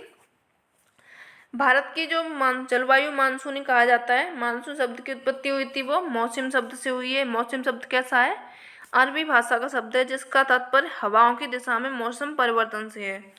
मानसून की उत्पत्ति से संबंधित प्रमुख सिद्धांत कौन कौन से हैं? गतिक संकल्पना दी थी आपकी फ्लोन ने, तापीय संकल्पना दी थी आपकी हेले ने। ठीक है, चलिए नेक्स्ट क्वेश्चन देख लेते हैं। नेक्स्ट क्वेश्चन में पृथ्वी पर दिन रात बराबर नहीं होने का कारण क्या है? तो इसका कारण क्या है आपका? पृथ्वी की अपनी दूरी पर झुकाव होना। आप सभी जानते होंगे कि जो पृथ्वी अपनी 23.5 डिग्री अपने अक्ष पर झुकी हुई है, इसी कारण क्या है वहाँ पर दिन रात बराबर नहीं है। पृथ्वी पर दिन रात बराबर नहीं होने का कारण पृथ्वी का अपने अक्ष पर कितना 23.5 डिग्री झुकी होना है। पृथ्वी अपने अक्ष पर 23.5 डिग्री जो झुकी होने के कारण वर्ष भर सूर्य कर्क रेखा और मकर रेखा के मध्य गति करता हुआ प्रतीत होता है। यानी कि जो आप देखोगे ये आपकी पृथ्वी है, ये हो गई आपकी कर्क रेखा, विषुवत रेखा, विषुवत व्रत हो गया आपका, और ये होगी आपकी मकर रेखा। तो जो सूर्य है आपका वो इन्हीं के बीच में चलता रहता है। इसी के कारण क्या है, क्यों ये इनके बीच में क्यों चलता रहता है? क्योंकि पृथ्वी हमारी कितनी है? 23.5 डिग्री झुकी हुई है। इसके कारण सूर्य इन्हीं के मध्य चलता रहता है, गति करता रहता है। तो इसके कारण क्या है, जो दिन और रात हैं वो बराबर नहीं होते हैं। अर्थात जो यह वर्ष के 6 माह उत्तरी गोलार्ध में रहता है तथा 6 माह कहाँ पर रहता है? दक्षिणी गोलार्ध में रहता है। सूर्य तब वहाँ पर प्रदान करता है। यह पृथ्वी अपने अक्ष पर झुकी न होती तो परिक्रमण गति के कारण न होने पर ऋतु परिवर्तन नहीं होता। संपूर्ण पृथ्वी पर दिन रात समान अवधि की यानी कि 12-12 घंटे के होते अगर वो अपनी पृथ्वी जो है वो 23.5 डिग्री अगर झुकी न होती तो। निम्नलिखित में से कृषि क्रांति से संबंधित नहीं है? तो कृषि क्रांति से संबंधित नहीं है। श्वेत क्रांति, नीली क्रांति, पीली क्रांति, ये सभी आपकी किससे संबंधित है? ये सभी आपके हरित क्रांति के अंतर्गत आती हैं। जो हरित क्रांति है वो किससे संबंधित थी? कृषि क्रांति से संबंधित थी। तो इसका ऑप्शन डी सही हो जाएगा। इनमें से कोई भी नहीं है जो कि कृषि क्रांति से संबंधित नहीं हो। चलिए इसको देख लेते हैं। अक्टूबर 1968 में अमेरिका के विलियम गॉड ने खाद्य फसलों की पैदावार में हमारी इस क्रांति को प्रगति को हरित क्रांति का नाम दिया था। किसमें नाम दिया था? हरित क्रांति में नाम दिया था। किसने दिया था? विलियम गॉड ने। हरित क्रांति का अर्थ ऐसी स्थिति से है जब अधिक उत्पादकता के जरिए उत्पादन में वृद्धि का मार्ग प्रशस्त किया, यानी कि अधिक उत्पादन, हम अपनी एक छोटी सी ज़मीन है वहाँ पे उत्पादन अधिक करना चाहते हैं, इसके लिए आप अपने जो बीज है, खाद्य है, उनका अधिक प्रयोग कर रहे हैं, उसका जरिए उत्पादन का जो वृद्धि है वो मार्ग प्रशस्त, यानी कि हम ज़्यादा करना चाहते हैं। तो हरित क्रांति को कृषि क्रांति भी इन्होंने इसका नाम दिया था। 1966 से 67 में हरित क्रांति के माध्यम से कृषि उत्पादन के क्षेत्र में क्रांतिकारी परिवर्तन आया। इस कार्यक्रम का उद्देश्य उन्नत किस्म के बीजों, खाद, सिंचाई, आधुनिक संयंत्र और उपयोग द्वारा कृषि उपज में तीव्र गति से वृद्धि करना था। इसे ही हरित क्रांति कहते हैं। भारत में जो डॉक्टर एम.एस. स्वामीनाथन को हरित क्रांति का जनक कहा जाता है। नई कृषि नीति का वर्णन इंद्रधनुषी क्रांति के रूप में जाना गया था। इनमें सभी क्रांतियों को समाहित किया गया था। जो नई कृषि आई थी, हरित क्रांति आई थी, उनको नाम दिया गया था क्या, इंद्रधनुषी क्रांति, जिसमें सभी क्रांति कौन कौन से लिए गए थे, हरित क्रांति, खाद्यान्न उत्पादन, श्वेत क्रांति दुग्ध उत्पादन से थी, पीली क्रांति तिलहन से संबंधित थी, लाल क्रांति टमाटर मांस से संबंधित थी, भूरी क्रांति आपका उर्वरक से संबंधित थी, रजत क्रांति अंडे तथा मुर्गे से संबंधित थी, उनको पालन को बढ़ावा देने से संबंधित थी। यानी कि इसमें सभी तरह के जो कलर थे इंद्रधनुष में, जैसे कि 7 कलर होते हैं, उस तरह से उन्होंने कलर के आधार पर क्रांति लेके आए और तथा अलग अलग उनको नाम दिए थे। पीतवामन किसे कहा जाता है, पीतवामन आपका कहा जाता है येलो ड्वार्फ, ये कहा जाता है आपका सूर्य को। जो पीतवामन है सूर्य को कहा जाता है। किसी भी तारे के रंग को हम उसके तापमान को याद कर सकते हैं, जैसे कि सूर्य के सतह का तापमान कितना है, 5500 डिग्री सेंटीग्रेड से 6000 डिग्री सेंटीग्रेड है। सूर्य का रंग कैसा है, पीला है, इसलिए इसको क्या बोला जाता है, पीतवामन बोला जाता है। ठीक है, ये आपके अन्य तारों का रंग दिया गया है तथा उनका जो तापमान दिया गया है वो आप देख सकते हैं। इतना ज़्यादा इम्पोर्टेंट नहीं है, पूछा नहीं जाएगा। चलिए और देख लेते हैं।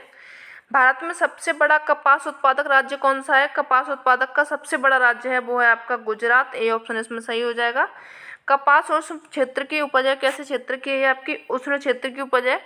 कपास के उत्पादन के लिए कितना तापमान चाहिए, 21 डिग्री सेंटीग्रेड से 27 डिग्री सेंटीग्रेड के मध्य का तापमान चाहिए।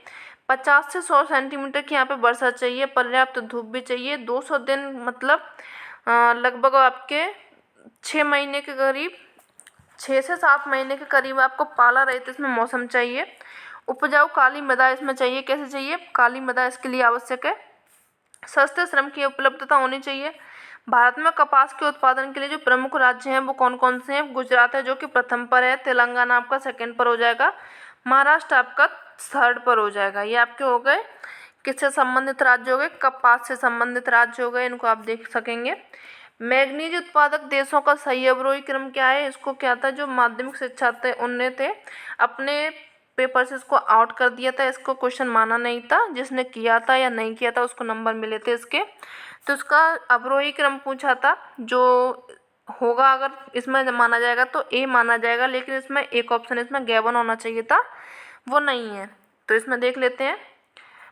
जो मैग्नीज उत्पादक देशों का सही अवरोही क्रम में 2019 में जो डेटा आया था उसके अनुसार पहले नंबर पर आपका दक्षिण अफ्रीका आ जाएगा, दूसरे पर आपका गैबन आ जाएगा, थर्ड पर ऑस्ट्रेलिया तथा फोर्थ पर चीन आ जाएगा, फिफ्थ पर भारत आ जाएगा।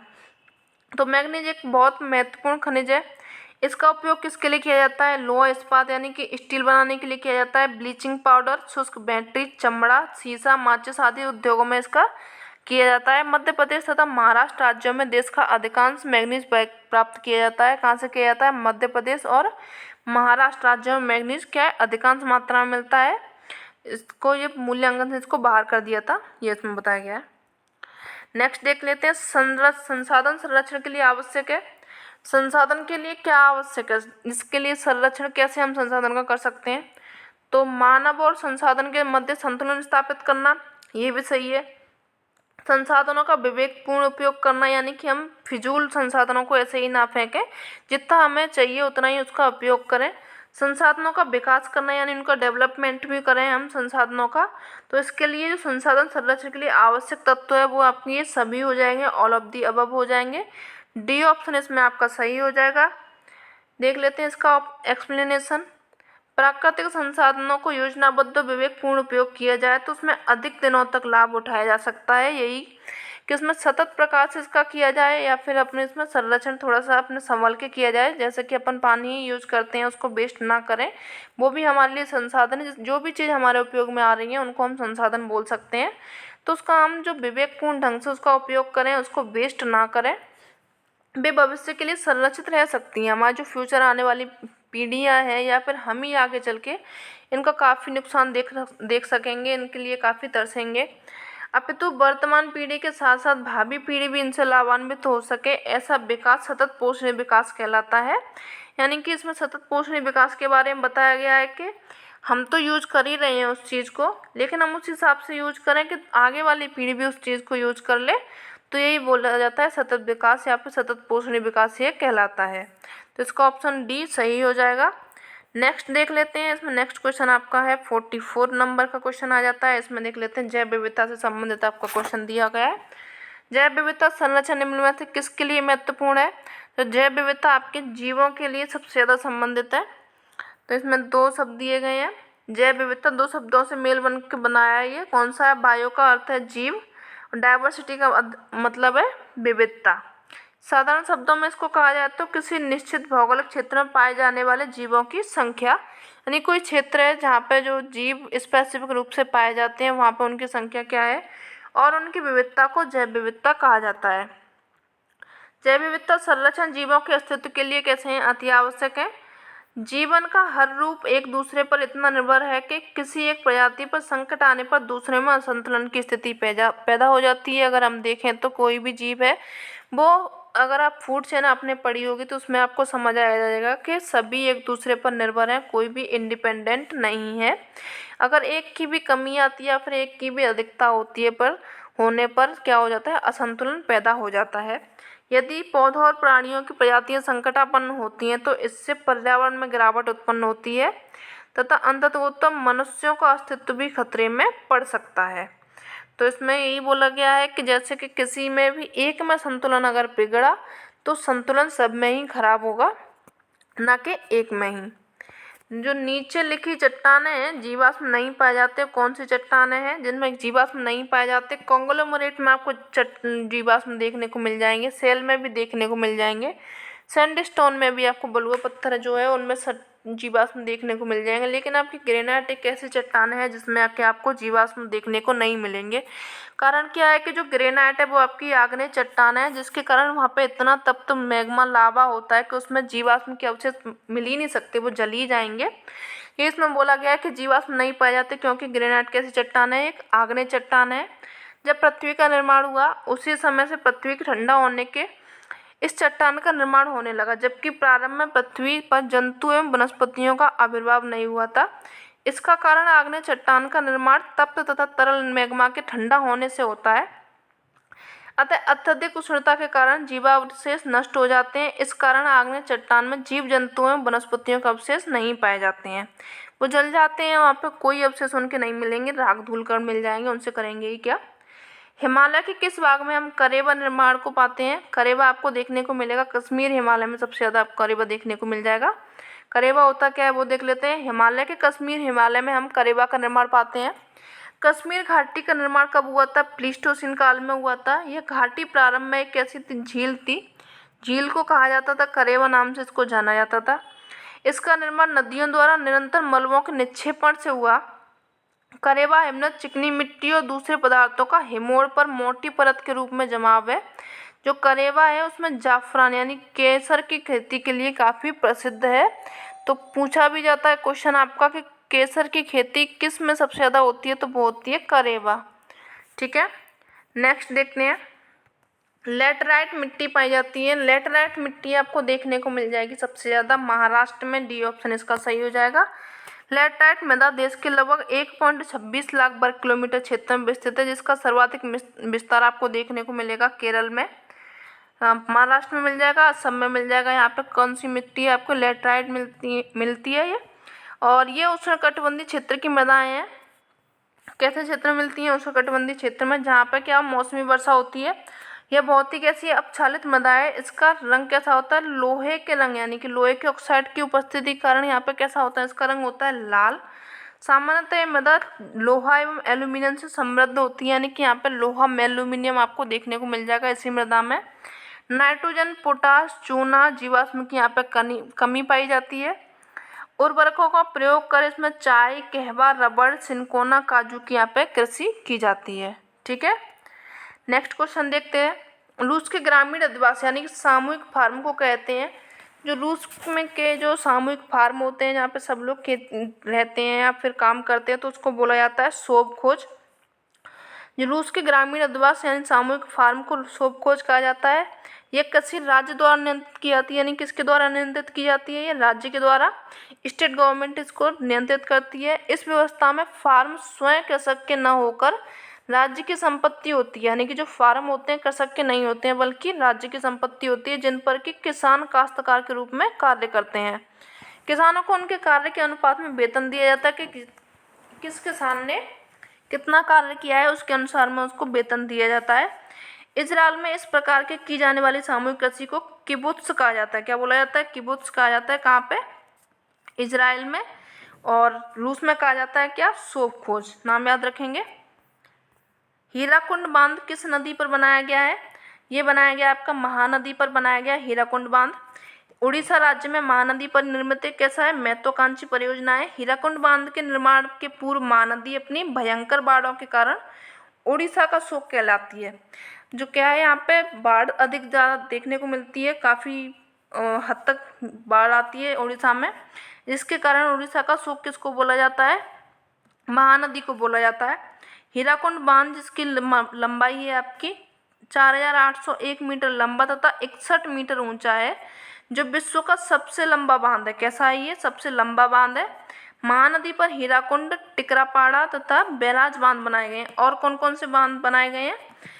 हीराकुंड तो बनाया ही गया है, टिकरापाड़ा और बैराज बांध ये भी किस पर बनाए गए हैं? महानदी पर। नेक्स्ट देख लेते हैं। मानव भूगोल, जो भूगोल को मानव पारिस्थितिक विज्ञान के रूप में किसने वर्णित किया था? तो वो किया था आपका एच.एस. बैरोज ने, या फिर बैरोज ने। सी ऑप्शन इसमें सही हो जाएगा आपका। नेक्स्ट क्वेश्चन देख लेते हैं। Human geography of welfare approach नामक जो पुस्तक लिखी थी वो किसने लिखी थी? ह्यूमन ज्योग्राफी ये लिखी थी आपकी, या फिर अ वेलफेयर अप्रोच ये लिखी थी आपकी डी.एम. स्मिथ ने। इसके बारे में देख लेते हैं।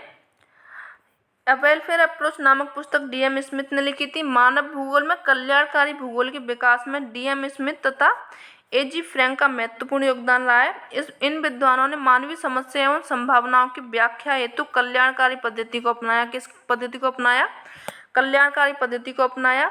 स्मिथ के अनुसार कल्याणकारी भूगोल कौन है, क्या प्राप्त करता है, कहाँ से प्राप्त करता है, कैसे प्राप्त करता है, ये इन्होंने रखा था डी.एम. स्मिथ ने। कल्याणकारी भूगोल में मतलब हम क्या कैसे पहचानेंगे, तो उसमें पूछा जाता है कौन है, क्या है, कैसे है, कहाँ है, ये क्वेश्चन उसमें आते हैं, तो ये बोला जाता है कल्याणकारी भूगोल से संबंधित है। नेक्स्ट देख लेते हैं। स्कॉलर दिए हैं आपके, यानी विद्वान दिए हैं, और उनके संबंधित जो थ्योरी दी है किसने क्या दिया था ये देख लेते हैं। तो जे.बी. एयरी ने दिया था आपका नया सिद्धांत दिया था, ए का हो जाएगा इसमें 4। और विलियम बेबल ने दिया था आपका प्रभावी तरंग सिद्धांत दिया था। R.A. हैरिस ने दिया था आपका, एंड आइजैक न्यूटन ने दिया था आपका इक्विलिब्रियम थ्योरी। एयरी ने दिया था आपका नैयर सिद्धांत, एंड विलियम बेबल ने दिया था प्रगामी तरंग सिद्धांत हो गया, और R.A. हैरिस ने दिया था आपका स्थैतिक तरंग सिद्धांत। तो ये हो गया आपका ए का 4 हो जाएगा, बी का 3rd हो जाएगा, ए ऑप्शन इसमें सही हो जाएगा आपका। ये हो गया आपका ए ऑप्शन इसमें सही हो जाएगा। जी.बी. एयरी ने संबंधित सिद्धांत दिया था नैयर सिद्धांत। विलियम बेबल ने प्रगामी तरंग सिद्धांत दिया था। R.A. हैरिस ने दिया था स्थैतिक तरंग सिद्धांत तथा आइजैक न्यूटन ने दिया था आपका संतुलन सिद्धांत। नेक्स्ट देख लेते हैं। निम्नलिखित में से किसे सामुद्रिक वर्षावन कहा जाता है? सामुद्रिक वर्षावन आपका जाना जाता है प्रवाल को। इनको सामुद्रिक वर्षावन के नाम से जाना जाता है। प्रवालों में उष्णकटिबंधीय सदाबहार वनों की तुलना में अधिक विविधता पाई जाती है, क्योंकि प्रवालों की जो संख्या है 10 लाख से अधिक प्रजातियां इसमें पाई जाती है, जिनमें से केवल 10% प्रजातियां का ही अध्ययन इसमें किया गया है। प्रवालों को सामुद्रिक वर्षावन कहा जाता है। प्रवालों का निर्माण होता है 25 डिग्री उत्तर से 25 डिग्री दक्षिण के बीच में प्रवालों का निर्माण होता है। ये तट के सहारे यथोचित गहराई 200 से 250 फीट, यानी कितना 200 से 250 फीट या फिर 60 से 77 मीटर के मध्य या जीवित रह सकती हैं। अगर उसके नीचे गए तो प्रवाल मर जाते हैं, क्योंकि वहाँ पर उनको प्रकाश नहीं मिलता है। प्रवालों के विकास के लिए 20 से 21 डिग्री तापमान सबसे बेस्ट माना जाता है। यहाँ पे जो लवणीय उनकी लवणता चाहिए होती है, यानी खारापन जो समुद्र में चाहिए वो आपका 27 ppm से 30 ppm के बीच में होना चाहिए। ठीक है, नेक्स्ट क्वेश्चन देख लेते हैं। सामान्यतः इसमें कौन सा जो परतदार चट्टानों में पाया जाता है? परतदार चट्टान आपको सिलिका में देखने को मिल जाएगी। सामान्यतः जो परतदार चट्टान सिलिका में पाई जाती है, ये चट्टान संगठित कर परतों में आपस में जोड़ने में मदद करती है। अवसादी चट्टानों का निर्माण विखंडित ठोस पदार्थ, जीव जंतु तथा पेड़ पौधों के जमाव के परतों के रूप में होता है। धरातल का 75% भाग परतदार चट्टानों से ढका होता है। शेष 25% जो भाग है वो आग्नेय और रूपांतरित चट्टानों में पाई जाती हैं। यद्यपि अपसादित चट्टानों का भूपटल के निर्माण में योगदान कितना है, 5% है। जबकि जो शेष जो 95% निर्माण है, निर्मित चट्टान है, वो कौन कौन सी हैं, आग्नेय और रूपांतरित चट्टान है, जिनका कितना भाग है, 95% है। ठीक है। कर्क रेखा भारत के किस राज्य से होकर नहीं गुजरती है, तो वो है आपका मणिपुर हो जाएगा। आपका मणिपुर से आपकी कर्क रेखा नहीं गुजरती है। बाकी के 8 राज्य कौन कौन से हैं जहाँ से आपकी कर्क रेखा होकर के गुजरती है, तो वो टोटल 8 राज्य हो गए आपके। गुजरात हो जाएगा, राजस्थान हो जाएगा, मध्य प्रदेश हो जाएगा, छत्तीसगढ़, झारखंड, पश्चिम बंगाल, त्रिपुरा हो जाएगा, मिजोरम हो जाएगा। इन सब से आपकी कर्क रेखा होकर के गुजरती है, बजाय किसके, मणिपुर के। ठीक है। चलिए नेक्स्ट देखते हैं। ये आपके राज्य दिए गए हैं, मैप देख सकेंगे आप।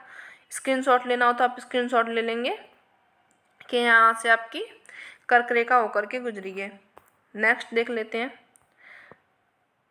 थॉर्नवेट के अनुसार न्यूजीलैंड के जो प्रकार है वहाँ पर जलवायु पाई जाती है। किस प्रकार की जलवायु पाई जाती है, तो वहाँ पे पाई जाती है आपकी BBR प्रकार की जलवायु पाई जाती है। थॉर्नवेट ने बताया था। थॉर्नवेट के अनुसार न्यूजीलैंड में BBR प्रकार की जलवायु पाई जाती है। BBR प्रकार की जलवायु प्रमुख विशेषता यह है कि यहाँ मध्य तापीय आर्द्र जलवायु तथा सभी मौसम में क्या होती है, पर्याप्त वर्षा होती है। वर्ष भर मौसम कैसा होता है, सुहावना होता है, समशीतोष्ण बना रहता है। थॉर्नवेट ने अपने जलवायु वर्गीकरण में तापीय दक्षता तथा वर्षण प्रभाविता अनुपात को जलवायु प्रदेशों के सीमा निर्धारण में महत्व प्रदान दिया था। किस किस को दिया था, तापीय दक्षता तथा वर्षण प्रभाविता को इन्होंने सबसे महत्व रखा था। ये भी पूछा जाता है आपका कि थॉर्नवेट ने अपने जलवायु वर्गीकरण में किसका आधार बनाया था, तो वो बनाया था आपका तापीय दक्षता रखा था और वर्षण प्रभाविता को। दक्षिण भारत का सर्वोच्च शिखर किसको बोला जाता है, तो वो बोला जाता है आपका अनाईमुडी को। बी ऑप्शन इसमें सही हो जाएगा।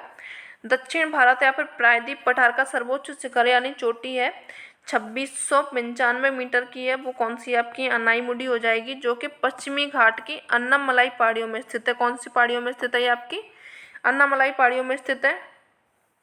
कौन से घाट में है ये, पश्चिमी घाट में है। ये दक्षिण भारत की दूसरी सबसे ऊंची चोटी है डोडा बेट्टा। डोडा बेट्टा कौन सी है, दूसरी है। 2637 मीटर इसकी ऊंचाई है। कौन सी पहाड़ियों में स्थित है, ये आपकी नीलगिरी की पहाड़ियों में स्थित है। नेक्स्ट देख लेते हैं। 2001 और 2011 की अवधि में उच्चतम और न्यूनतम जनसंख्या घनत्व अंतर क्रमशः किस में अंकित किया गया था। कौन कौन से 2 राज्य हैं वो आपके, उत्तर प्रदेश सिक्किम या फिर हरियाणा या फिर नागालैंड। एंड 2 ऑप्शन आपके नीचे दिए गए हैं, पश्चिम बंगाल या फिर मिजोरम या फिर बिहार एवं अरुणाचल प्रदेश। तो डी ऑप्शन इसमें सही हो जाएगा, बिहार और अरुणाचल प्रदेश उच्चतम एवं न्यूनतम है। जो बिहार का था वो कितना था, 1106, और अरुणाचल प्रदेश का कितना रखा गया था, जनसंख्या घनत्व कितना आया था, 17 आया था। ठीक है। नेक्स्ट 2011 की जनगणना के निम्नलिखित में से किस राज्य में जनसंख्या की सबसे कम 10 की वृद्धि हो रही है, तो वो है आपकी 10 की वृद्धि आपको सबसे कम देखने को मिलेगी कहाँ पे, नागालैंड में। डी ऑप्शन इसमें सही हो जाएगा। 1 मिनट, डी ऑप्शन इसमें सही हो जाएगा। केरल, नागालैंड में आपको सबसे कम 10 की वृद्धि दर देखने को मिलेगी। और भी देख लेते हैं 10 की वृद्धि दर। 2011 की जनगणना के अनुसार भारत की 10 की जनसंख्या वृद्धि दर कितनी है, 17.7% है। जबकि वार्षिक वृद्धि दर कितनी है, 1.64% है। भारत की न्यूनतम 10 की जनसंख्या वृद्धि दर वाले राज्य कौन कौन से हैं, तो वो हो गया आपके नागालैंड। नागालैंड में कितना हो गया, 0.6%। केरल में 4.9%। लक्षद्वीप में हो गया आपका 6.3%। अंडमान निकोबार में हो गया आपका 6.9% तथा गोवा में हो गया आपका 8.2%। ये हो गया आपकी 10 की वृद्धि दर। नेक्स्ट देख लेते हैं क्वेश्चन। 1 मिनट। कोरियोलिस बल के विषय में निम्नलिखित में से कौन सा कथन सत्य नहीं है, तो ये पृथ्वी के अपवर्तन के प्रभाव तथा यह एक काल्पनिक बल है। ठीक है। यह ध्रुवीय क्षेत्र के ऊपर अधिकतम होता है। यह प्रत्यक्ष रूप से घर्षण बल से संबंधित होता है। तो ये देखिए डाउटफुल यहाँ पे आ गया, घर्षण बल। घर्षण अगर आप जानते होंगे तो घर्षण का मतलब ही क्या होता है, रगड़ खाकर चलना, किसी से टकराते हुए चलना। तो ये कोरियोलिस बल कैसा है, ये एक हवा है, एक काल्पनिक है जो कि हवा के द्वारा होता है, यानी वायु की गति के समानुपातिक होता है, किसी से टकराता नहीं है। वायु आपस में ये मुड़ती है तथा पृथ्वी के घूर्णन के कारण ये घूमता जाता है। तो ये प्रत्यक्ष रूप से घर्षण बल से संबंधित, तो यही ऑप्शन इसमें आपका सही हो जाएगा, सी ऑप्शन सही हो जाएगा। घर्षण के लिए धरातल चाहिए जहाँ से घर्षण वो कर सके। धरातल पर जो प्रवाहित होने वाली हवाओं की दिशा तथा वायु दाब पृथ्वी की घूर्णन गति द्वारा निर्धारित होती है। यह पृथ्वी पर अच्छी गति नहीं होती है जो हवाएं समदाब रेखाओं के समकोण की दिशा में प्रवाहित होती हैं, परंतु पृथ्वी में अच्छी गति के कारण हवाओं की दिशा में विक्षेप हो जाता है, जिस विक्षेप को बोला जाता है कोरियोलिस बल। यह भूमध्य रेखा पर न्यूनतम होता है, यानी कि भूमध्य रेखा पर ये बिल्कुल शून्य होता है। इसके बाद में जब वो ध्रुवों की हो जाता है तो वह मुड़ता जाता है। कोरियोलिस बल प्रत्यक्ष रूप से घर्षण बल से संबंधित है। यह वायु की गति के कैसा होता है, समानुपाती होता है। यह पृथ्वी के घूर्णन या अपवर्तन का प्रभाव है, पर यह एक कैसा है, काल्पनिक बल नहीं है। बी ऑप्शन इसमें सही हो जाएगा आपका। नेक्स्ट क्वेश्चन, इसमें आपका एक मिनट, क्वेश्चन नहीं लगाया हमने, ये इसमें ऑप्शन सी दे दिया है, लेकिन सी ही सही होगा आपका। काल्पनिक बल नहीं है, ये गलत है, लेकिन अपवर्तन का प्रभाव है, ये सही है। ऑप्शन इसमें आपका सी सही हो जाएगा, ठीक है। ये इसमें गलत दे दिया गया है, आप जब ये लाइन पढ़ेंगे तो ये इसमें गलत दे दिया गया है। नेक्स्ट क्वेश्चन देख लेते हैं। निम्नलिखित में से कौन सा युग्म सुमेलित नहीं है? तो वनों के प्रकार तथा उनके मुख्य क्षेत्र दिए गए हैं, तो इसमें सुमेलित नहीं है पूछा गया है।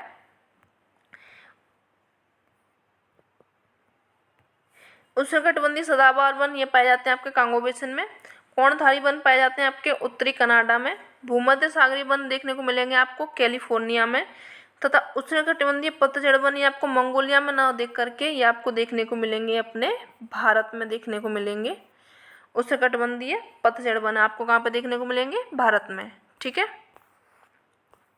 नेक्स्ट क्वेश्चन, महात्मा गांधी जल शक्ति परियोजना भारत के किस राज्य में स्थित है? तो ये स्थित है आपके कर्नाटक में। इसके बारे में देख लेते हैं।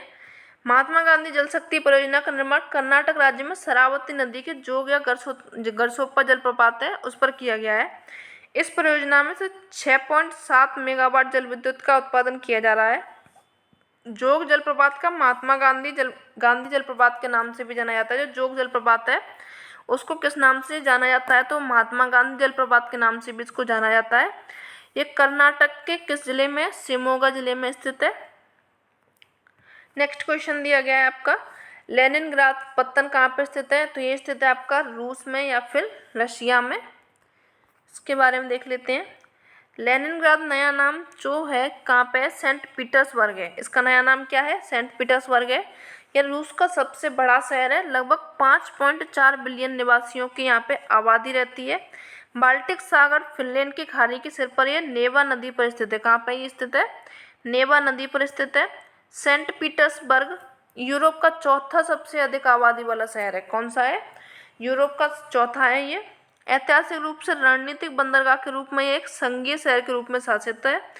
लेनिनग्राद बंदरगाह जो उत्तर पश्चिम रूस में लेनिनग्राद शहर की सेवा करने वाला प्रमुख बंदरगाह है।